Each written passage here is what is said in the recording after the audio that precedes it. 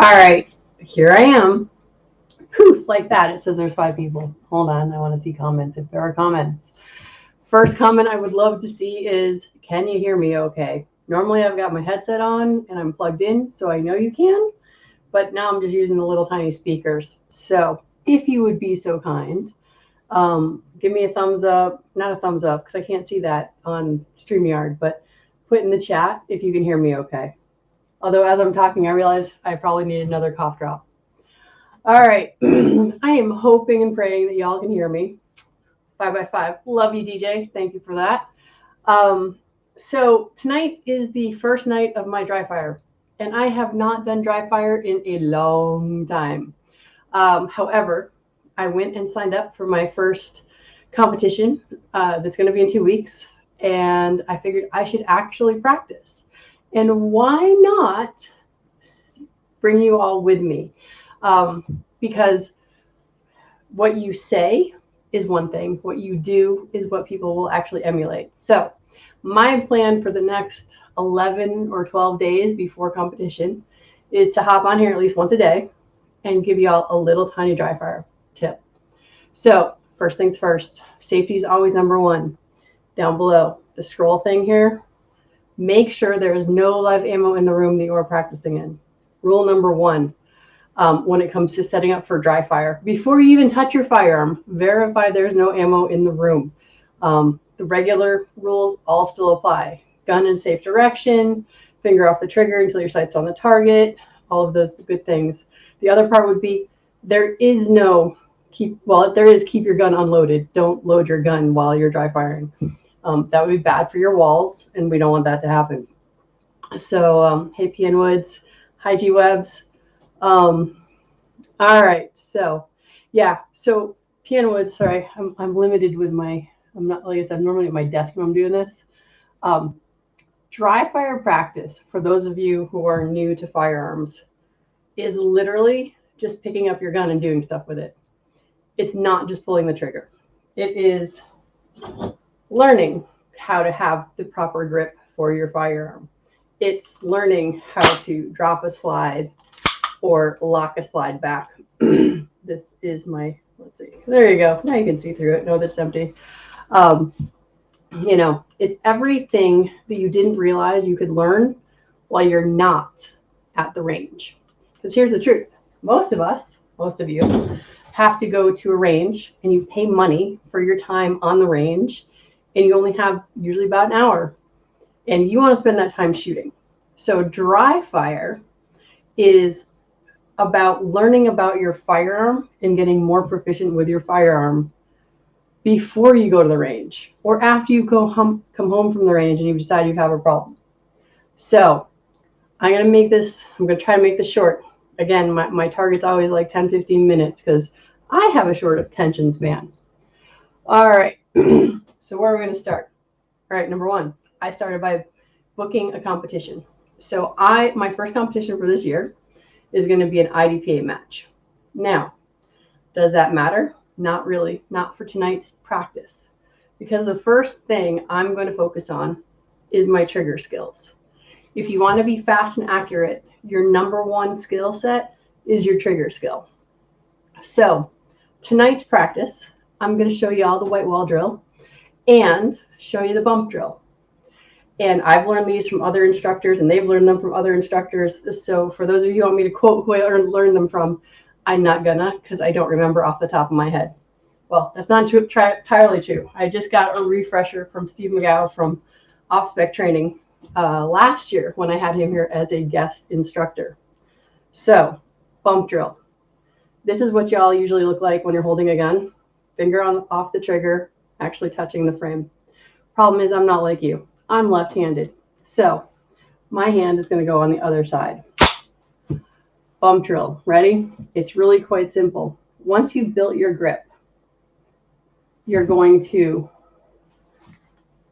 put the gun out in front of you, and you're going to put your finger on the trigger. And you're going to apply a little bit of pressure while paying attention to the sights. And you're going to release that tension. Then you're going to put a little more tension, and you're going to release that tension. And you're going to put a little more tension, and release that tension. And a little more until at some point the gun goes click. At that point, you've completed your first rep of bump drills. My goal is to do probably 10 or 15 of those tonight. I am not going to make you sit here and watch me do those because that would be really boring, or at least as far as I'm considering it, it's really boring. Let's see. So bump drill, the whole purpose, well, not the whole purpose, main purpose is you're looking at your sights. You're being very aware of where your sights are. You want that perfect sight picture, equal height, equal light. And as you're moving your finger, you want to make sure that that is not moving. Now, once you've done 5 or 10 reps of that bump drill, next, you may as well just do the white wall drill. White wall drill is very similar. Now, because I shoot a CZ and it's double action, I shoot production in IDPA, which means my first shot when I draw from my holster is always going to be double action. So when I do the white wall drill, it's going to look kind of similar, but it's a smooth motion all the way through the pulling of the trigger. So build my grip. And over, I know you're seeing all these targets over here, but there's actually not a target over there where I'm going to go. Get my stance, put my hands out, finger on trigger. Looking for the white wall. And then gently pull without disturbing my sights. One smooth run. Finger back off, come back down, take a breath. And that is your white wall drill. So, DJ, I used to dry fire in anticipation of going to the range rather than by a regular schedule, but I'm rusty as hell. Yeah, so this is the other nice thing about dry fire is that you can do it whenever you want because all you need is your empty gun. Disclaimer, this is a center fire gun. It's okay for me to pull the trigger as many times as I like. If you have a rim fire, a 22 is the most common rim fire, don't pull the trigger. Most rimfire guns do not like being dry fired. Can you? Yes. Have I broken guns doing that? Yes. So it's your stuff. So you're welcome to do what you want, but center fire, dry fire all day long, pull the trigger as much as you want. All right, so those are my 2 drills that I'm going to do today. I'm going to do the bump drill because that really works on just getting that really smooth trigger pull. Do 5 or 10 reps of that. Then I'm going to do 5 or 10 reps of the dry fire, just white wall drill, just really watching my sights because I'm not on a target when I'm focused over there. The idea is to get this to move while these are not moving. Sorry, try to get everybody's little comments here. Dry fire, okay, I want a Mantis dry fire so it become a regular thing, and dry fire should be something to do frequently. Yes, I was actually just interviewing Carrie Ann O'Clair, who is our DC project director in Massachusetts today. She's actually a Mantis rep, and so she gets them for her girls. So, revolvers guy. Oh, well, if you really want to know, PN, hold on. I will show you. We have, oh wait, no I don't. My husband took his revolver back. I got nothing for you, dude. But no, it's the same thing. You know, revolver guys actually tend to be even more accurate than semi-automatic hooks. I'm not just saying that because I'm married to one. I do love my husband, and he is awesome with a firearm. But I've watched some of the really good. Oh, sorry. It would help if people know what I'm talking about because on Facebook, y'all don't see the same comments that I'm seeing. So revolver guys, absolutely same sort of thing. Ideally, I'm assuming that you are shooting a double action revolver, not just doing single action, unless you're doing cowboy action shooting, at which point you might be doing single action. But that bump drill and your white wall drill still will give you great results when you get to the range. My goal is tomorrow, I'm going to go do a IDPA classifier. I was hoping to get it in today, but didn't work out that way because I wanted to show you guys where I started cold before doing any dry fire at all, and then where I'm going to be a week from now so that I do another classifier next Monday, and then do another classifier the following. Because one of the things I love is documentation.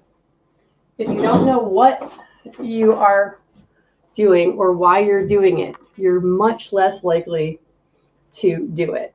I have two different books here. One is Ben's, whoops, backwards. Wow, I can do this. Yeah, this is why I'm not Vanna. So I've got Michael Siegelander's book, which I don't even know if he still has this competition handgun training logbook or not, but I love it because in the beginning of it, it shows you kind of how to set up some goals. Like, what are you doing and why are you doing it? Most of us are much more motivated if we have a why. Because, like, who else said here? Who was it? I gotta scroll up. But anyway, somebody said how they're rusty. They haven't done it in a while. I think DJ said that as well. But it's like if you have a reason why you're gonna do it, it helps if you kind of write it out. This is Mike Siegelander's example, and he's like, January, working on physical stuff. February, USPSA skills, because there's a Florida Open, that sort of thing. So I started my calendar, and that's why I'm getting into the dry fire. And then if you have a plan of what you're going to do and when you're going to do it, then the next thing is to actually record it. Now, obviously, you don't have to get a competition handgun training logbook. I like it because I'm lazy. Ben Stoger, I always screw this up. Same thing. He has a lovely outline in the back of his book that says, let's say, if you're a new shooter, he's suggesting week 1, week 2, week 3, week 4, what to do throughout the skills and drills that are in this book. I just know that I'm starting with trigger because I know for sure I need help with that because it's been a while since I've done any actual, any shooting at all. So there you have it. Bump drill, white wall drill. 2 things, do a couple reps. I'm going to start with 10. I'm not ready for calluses and blisters quite yet. And something is better than nothing. Hey, Fiona. Yes, I am. I responded to your text. I really did. So, what else? Revolver competition is fast. Cylinder swaps versus mag changes look wicked hard.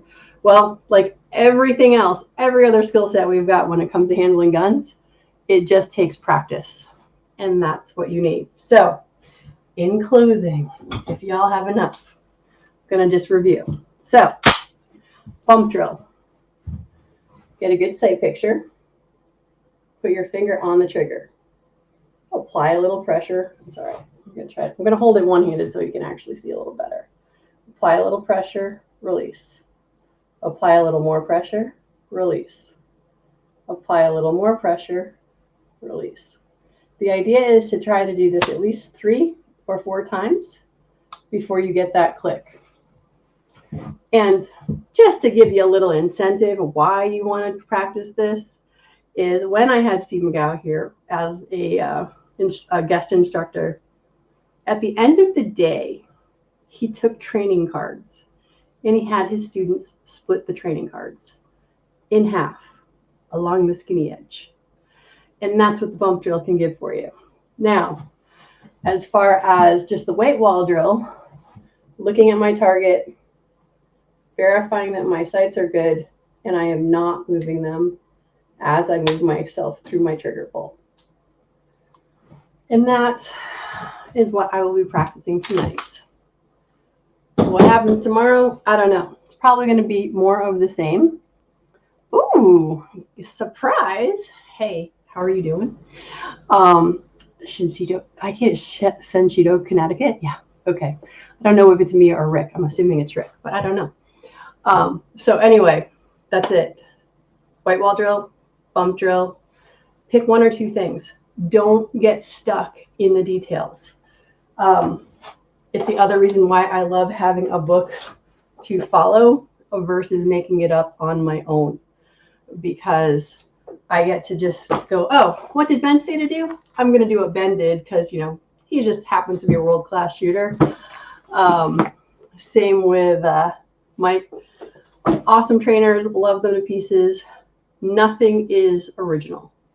All right, so David likes going fast. Well, and here's the thing. Yeah, because David said this. Slowly speeding up. One of the things I've heard in the gun community is slow is smooth, smooth is fast. And people like Ben will be like, no, fast is fast. But for some of us mere mortals who are not necessarily going to do 5 million dry fires a week, slow is a good way to get that consistency and really build that muscle memory. And you want to know what you're looking at. And yeah, we'll see tomorrow's installment.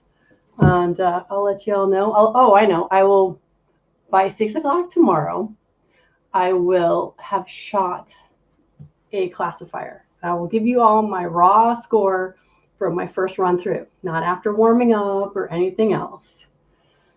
And oh yeah, well, to be fair, David cheats. He's got that red dot thingy on the top of his gun, but I won't hold it against you.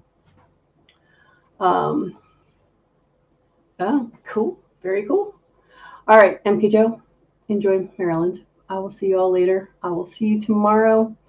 Grab something, follow the first rule, no live ammo in the room you're practicing with, then follow all the rest of the rules. I will see you all tomorrow.